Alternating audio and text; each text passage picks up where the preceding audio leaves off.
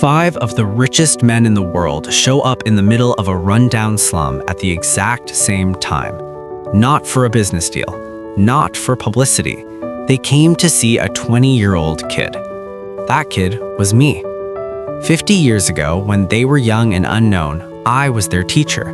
They only learned a small fraction of what I knew, but that small piece was enough to make them legends in their industries.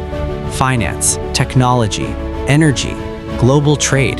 They built empires from lessons most people would overlook. So when they saw me again and realized I hadn't aged a single day, they were shaken. What they don't understand is that I've lived for 100,000 years. I've seen civilizations rise and fall. I helped shape philosophies people now call Taoism and Buddhism. Even Emperor Qin once sat at my feet and asked questions about power and destiny. 50 years ago, after guiding these men, I sent them away, and I went into a long sleep. Now I'm awake, but I'm not interested in ruling anything. I don't want influence or recognition. I just want to live quietly, like an ordinary person. When I returned to the small house I once stayed in, I found a drunk man had taken it over. The place was a mess. Broken bottles, cracked walls, the smell of neglect. Before I could say much, the 5 billionaires arrived. They stepped into the yard, dressed in simple clothes to avoid attention. The drunk man looked at them, squinted, and pointed. "What are you old geezers doing in my house?" The atmosphere shifted instantly.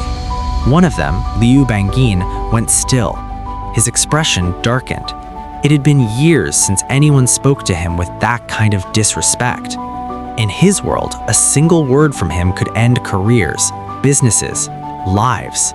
And for a split second, I could see that instinct rising in him. I stopped it with a look. There's no wisdom in crushing a man who's already broken.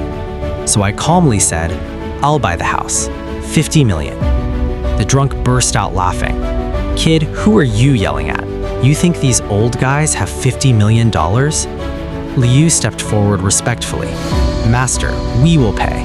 He pulled out a certified check, $50 million, real, immediate, no conditions.